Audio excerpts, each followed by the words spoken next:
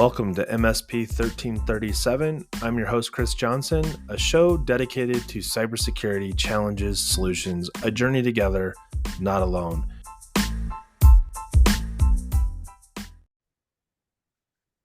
Welcome, everybody, to another episode of MSP 1337. I'm joined this week again by Chad Holstead of BKS.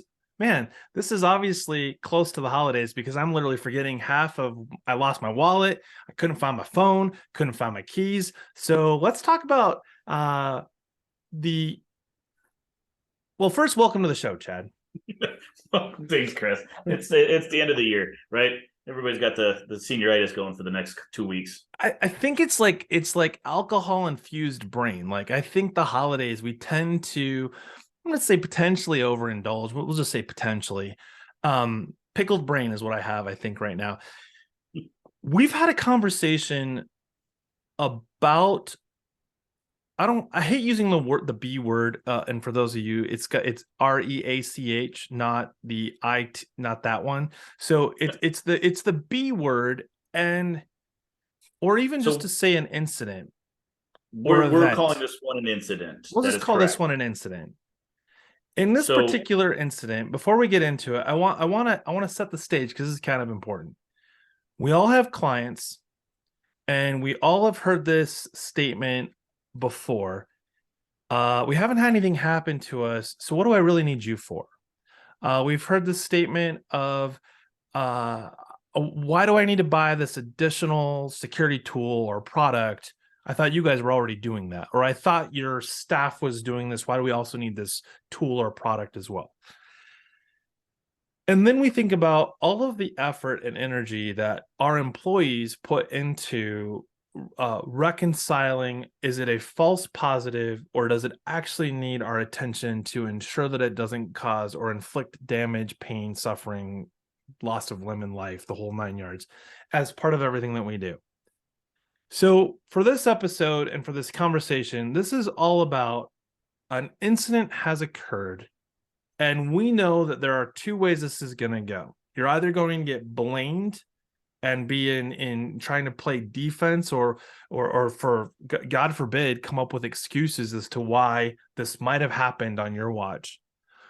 Or the flip side, and the more important one, is the opportunity to help your client and the employee that this incident might have occurred with, so that this doesn't just not happen again, that they know how to help others look for this and not have it happen to them as well. Like, hey, because of my mistake and my experience, you won't go through the same thing that I did. So walk us a little bit from the beginning of this kind of story, because I think it all started, and to be fair for everybody listening, as Chad and I had this original conversation, the more information Chad shared with me, the better the picture started to get painted. And when I say painted, I mean, like, I knew what the picture was supposed to be of. I didn't know the color scheme, and I didn't know what whether I'm using watercolors or oils to paint this picture, right? But as you started filling in some of those pieces, like, oh, anything that's 15 is a red, anything that's a 7 is a green kind of thing, the picture suddenly became crystal clear, and you and I both were able to walk through the whole story of what happened with this employee leading up to this incident. So give us the background. And it was, so this one was a perfect storm, and it happens. Okay. This client has been going through a year of cybersecurity control upgrades. We've implemented MFA across the board for them. We've enforced MFA across the board for them. We have increased their SOC SIM services. We have increased their threat hunting, right? Now, so you basically are saying you guaranteed that no bad things could happen at this point, obviously. No, that was the cool thing about this customer, is this customer has been with us for a very long time. They were, a couple of years ago, they just assumed we were doing everything. Right. And over the last couple of years, they've been having some big expansion, and they've been going to their trade shows, and they've been coming back asking us more and more questions, and their eyes are opening up to realizing that BKS isn't contracted to do everything. Right. So they're asking us questions so this customer is starting to get it, right? Unlike the other customers who just assume we're doing it. So fast forward now, we've got notification turned on for conditional access violations. We've got notification turned on for overseas logon.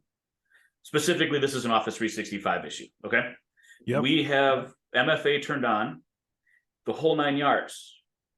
We get a call about midday one day from their accountant or their accounts payable person that the bank has asked if the CFO has authorized a wire transfer. At that time, the CFO was home sick with COVID. And our central services alert manager person was on vacation. So all of his alerts had piled up that day and hadn't gotten looked at yet. We immediately, started running through our procedures, and we blocked all logons, found out that there was an alert that this guy had been logged in from Tokyo, Japan. He's not in Tokyo. Because he has COVID and he can't leave the country or his house. We immediately locked everything out and reset passwords, updated conditional access, and then took a breath. And at that point, we kind of were in this, I don't want to say freak out mode, but we couldn't figure out how they got in. He had MFA enforced. It was set up. It was set up with his text message. So the next day, we're still fighting this a little bit, trying to figure out, backstory on this. And all of a sudden we find out he's locked out of all of his cellular accounts. So we start doing some 2 + 2 + 2, still's not making 6. Equals 100, right? Yeah. And I get a call from one of the executives at the company, and they're like, what happened? And I basically said, one of two things happened, and we don't know for sure. Either his cell phone was spoofed or his token was scraped. I said, but one thing I do know for sure is it looks like he was phished. They got his 365 password. And they go, well, he's one of our smartest people. He's one of our most technical savvy people. I said, I understand that, but it still happened.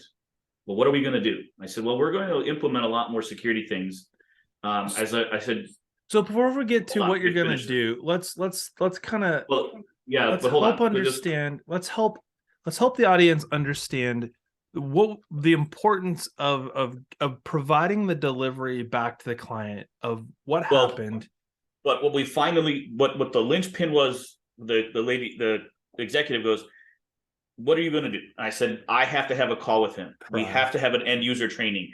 I have to explain to him what he missed. And they go, that's going to be tough because he's an executive. He knows what he's doing. So I had the call. He was very receptive. So it was a good call.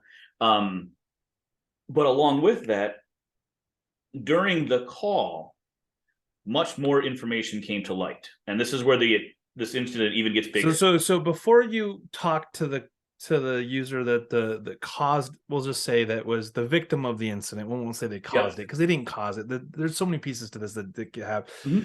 But the piece I think that is important is because of, and you and I had this conversation, because of the pieces that were missing at this point, we can only come to a couple conclusions. One of them being like, hey, it seems like we had a token session gets scraped. We're speculating at this point. So I'm giving you ammunition, right? Like, Chris, how could this happen? And I'm like, well, Chad, as I speculate of the limited evidence that we have to work with. We're doing the same thing on our side. Right. But now you talk to the end user and now you're filling in the gaps. Tell us about those gaps. Yeah. So him and I are talking, and initially I was asked to call him because, hey, he needs to know what to do for his personal stuff. Right. So I get on the phone with him and find out that his social security number was compromised. It was used in different places. Well, that doesn't really surprise me. All of our social security numbers are in the dark web. You just got to find it, right? Just got to look for it, right? So when we start digging through this, and I have my guys start looking at the logs more. We basically realized that for the week leading up to this, he was phished a lot. We found a lot of phishing attempts in his deleted items, his spam, all that kind of stuff, right?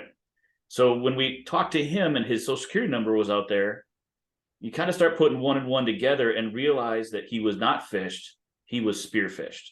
He was actually targeted. Right. Somebody went out, they bought a dossier on him on the dark web, which you can get for what, $20, right? They At go this point, for online. the level that was in there, it probably was a little bit more of a spin, but obviously the reward here, Yeah, could people have been don't go big. fishing for big trophy fish and not expect to put a few dollars Yeah. up front to get that bait put on their hook. Yeah. And they go to his LinkedIn page, they realize he's the CFO, they double check the size of the company, they realize it's Right. not a small company, and now they're going after him, right? He is a very, very intelligent person. Just happens to be caught with COVID, right? And He's got a he's foggy sick. brain. He does. And he gets an email, and he actually recounted this to me on the phone. He goes, I remember getting an email, Chad, that I had to log on with my with 365. It asked me for my token, my Well, 2FA token. it asked It for a asked him for his token. 2FA number, right? Oh, yeah. And then it didn't do anything, and the whole browser just crashed. Like, that's where it got scraped, right there. So That they was the actually scrape. didn't even scrape they didn't need his PIN number, because when he put the PIN number in, they got the token session. This is a Yep. conversation we've had and I'm not proposing this by any means. Please, if you're listening to this, I'm not proposing this happen, because this would cause more headache than it's worth. But we've been talking about, session variables for 365 and others, that instead of like, I log in and it's good for 30 days, it's I log in and it's good till maybe end of day. Yep. And even that might be considered pushing it. Like, how do you, this is where you get into more of like that device approved authorization. So yes, I use two-factor, but then the device had to be recognized in my controlled access policy that says this device is authorized, not just the authentication to get to the Exactly. application. So once I was able to have that conversation with him, that's when all of the puzzle pieces fell into place, right? He gave him a username and password. He had essentially admitted to falling for a phishing scam. He noted that it was a weird website that usually he didn't expect to be asked for his token, right? Right. And then it crashes. Okay, so there's all of the things right there. That's how they got in. We immediately contact the executive that we report to there. We don't report to this person. And, that's when we turned on even more stuff. It's right. We're enabling not just conditional access, but we're enabling using SaaS alerts that automatically locks the account when it is outside of conditional access. And it doesn't just lock the account, it resets the password, right? So we so now he doesn't implemented have more and access more because they have the credentials, or they've Correct. created their own credentials to go with it. But it's one of those things where we've learned a lot. So this was the first time I've seen a token scraping in the wild. I've heard about it.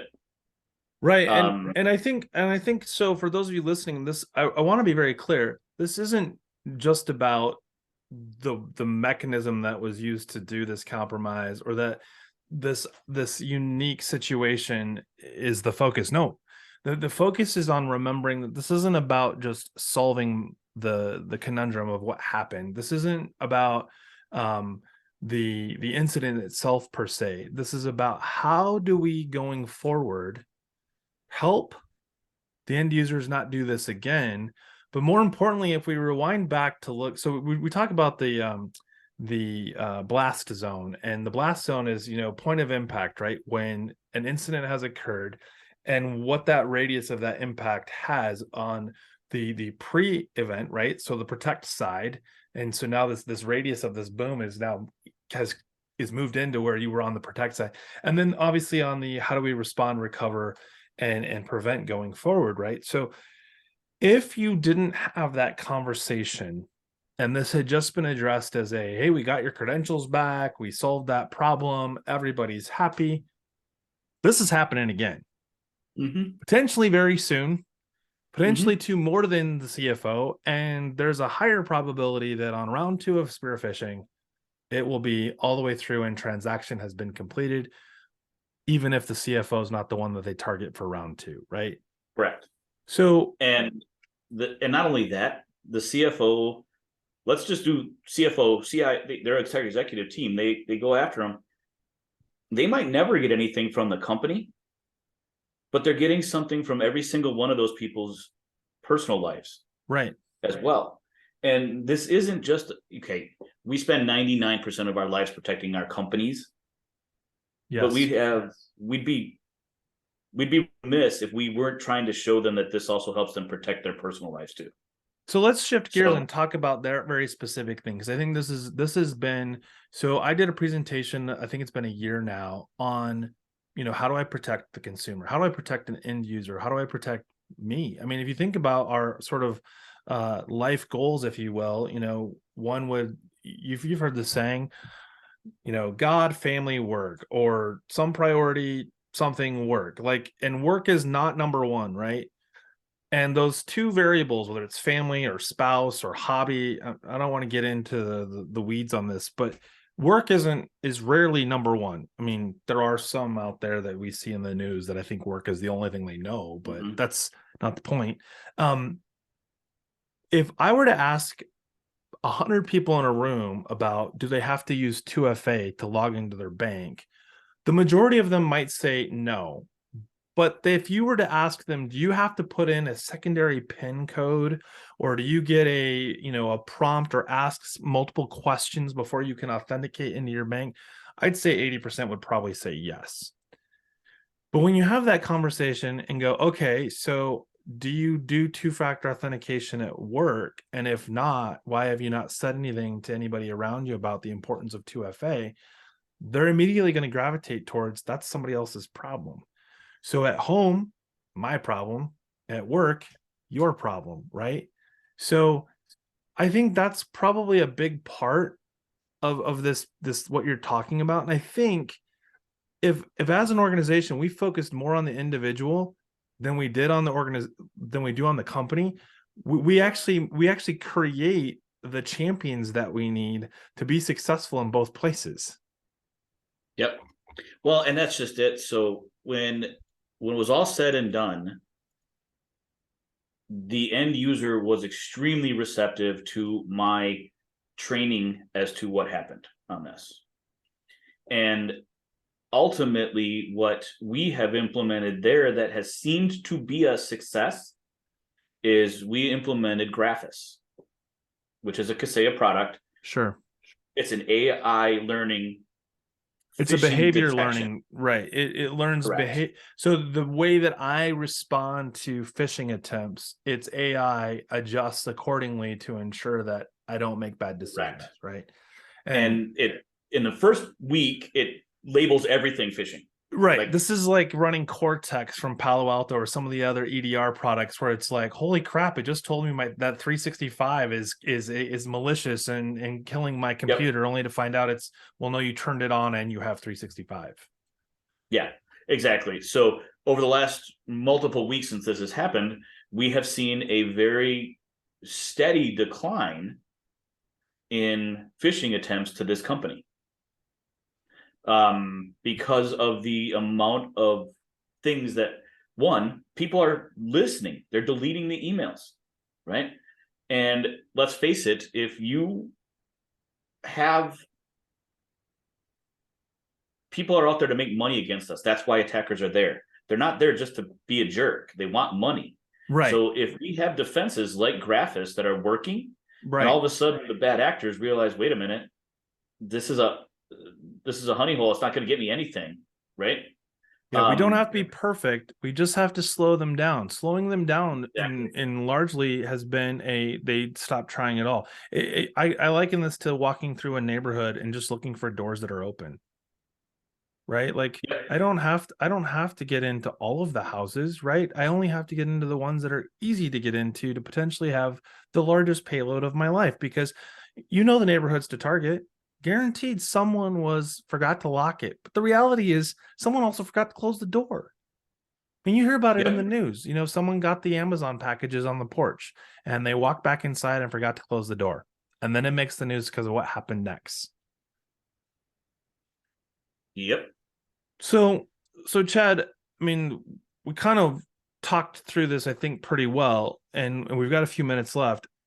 I've been thinking about this, and the thing that I can't get out of my head is, do you now have a sort of protocol, if you will, to help end users report on something suspicious so that they can, and then to give them that series of questions back? So, like, what you guys started out with, like, hey, this happened, log in from Tokyo, those kind of things.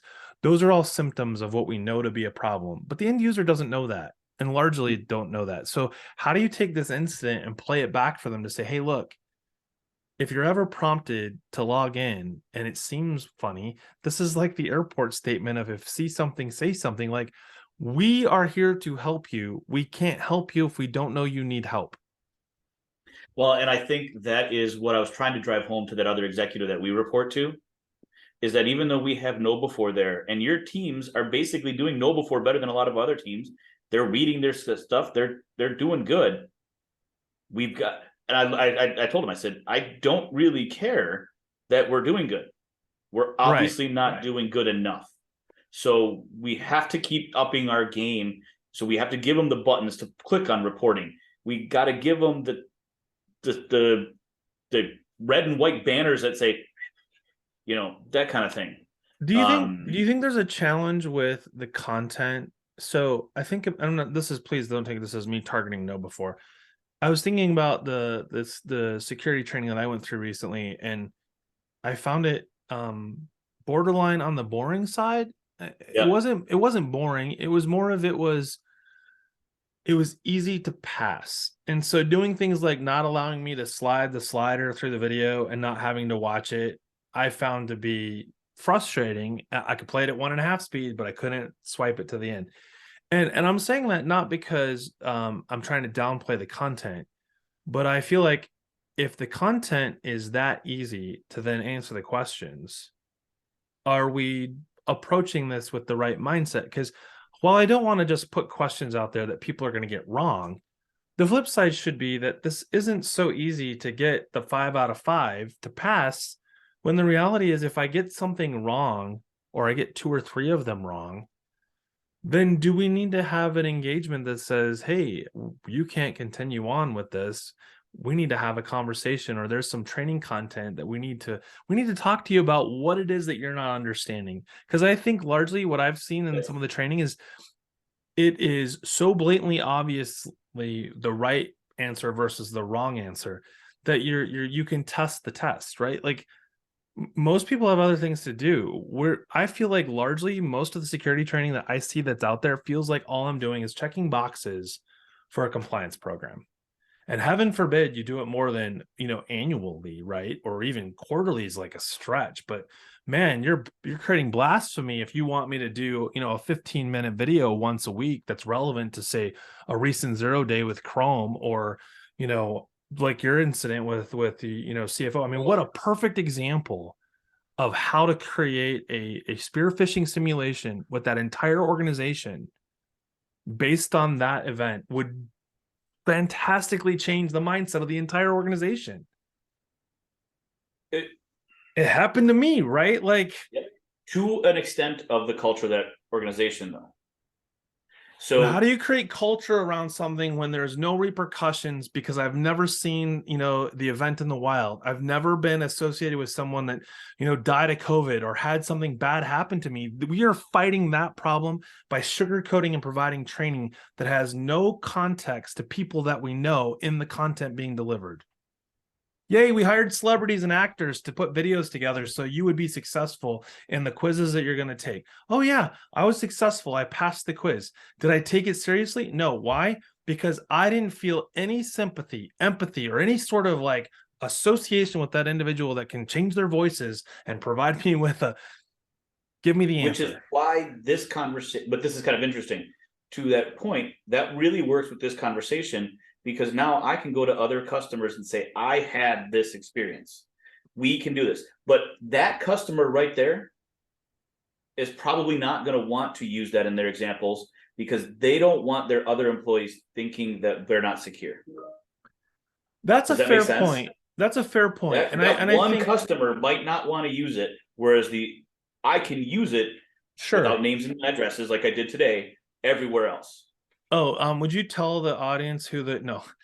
Exactly. But I think along those lines, I partially disagree. I think that the premise of the incident has a formula attached to it that we're not seeing well defined in the training that is being put in front of our end users, whether they're clients or our own staff. And I think it's up to us to put those training pieces in front of our clients, because you could easily take the simulation of what happened with your client, change the content or some of the variables, and be very successful with, and I hate to say this, getting end users to fail. Not because you want them to fail, but because if they don't see this happen, they don't know that it actually exists in the wild, and now they know what to look for going forward. Mm-hmm. I mean, email is such a terrible thing, right? Like, I just had this the other day. You can sign up for MailChimp and some of the others where, you know how you get the emails on behalf of.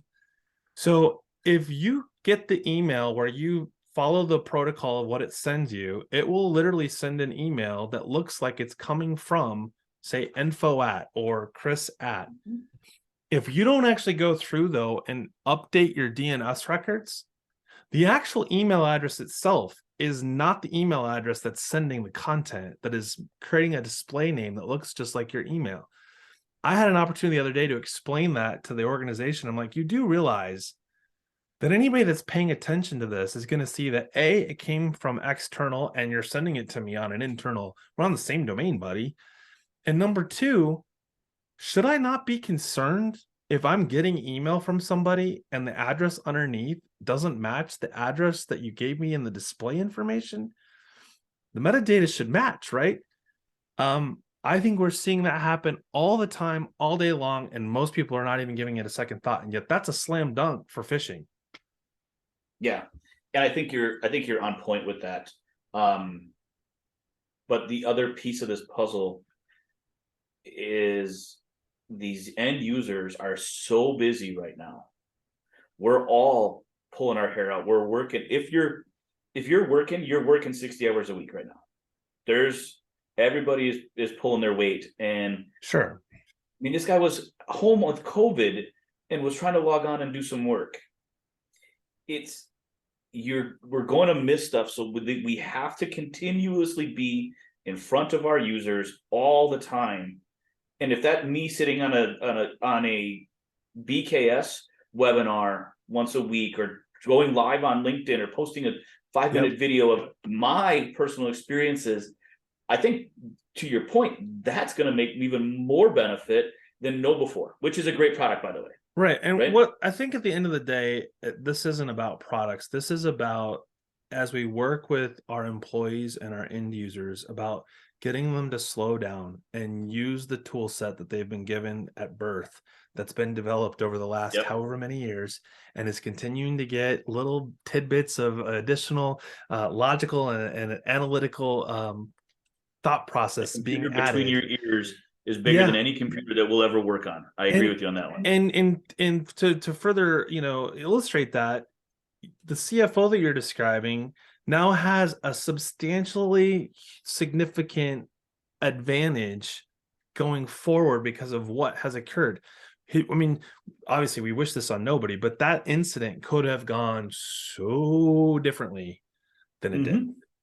Yeah. And then the conversation probably wouldn't have been an opportunity for you to educate, because a different scenario would have played out in the end. So Chad, I think as we wrap this up, the thing that comes to mind, and maybe this is something that you can add to, if you are working with your clients about implementing tools, whether it's Mimecast or Graphist or you name it, because you're adding a security layer to help protect and prevent, be able to articulate how this doesn't take away the part that is, this isn't to stop incidents. This is to deter and slow down the threat actor. Yes. And hopefully you end up, when incidents do occur, to your point, you're getting the alerts and you're getting the notification and you're taking action. And I think that's the most important piece to share with your client, is like, hey, it's not about me being able to stop or prevent every bad thing from happening, but you had better not wait to call me because you're not sure. Yep. That's exactly it. And I think this customer is better off for it. And I've learned a lot from it. We all have. And I'm hoping that Microsoft eventually fixes this major security hole and we get past it on that token scrape as well. So Yeah, it's I in the come works. back I've read to, some to articles about yeah, it. let's blame or not blame that vendor, but how many other places where you can use like, would you like to use your Face ID to authenticate for the next 30 days? And you're like, sure. It's like, well, Yep. but the session token has still been captured. Yeah. So I'm with All you on right. that one. I Chris, appreciate I your appreciate time you as listening to me. always. Stay tuned for the next episode coming out soon. I think this year we are going to roll through. There will be something to listen to through the end of the year because I just have so much. No, I'm just kidding. I don't have a ton of time on my hands, but you know what? The requests for episodes keep coming in, and those of you listening, please keep sending in requests. If you've got a topic that you want to talk about, please hit me up. For the rest of you, it's Tuesday. Have a great week. Have a good one.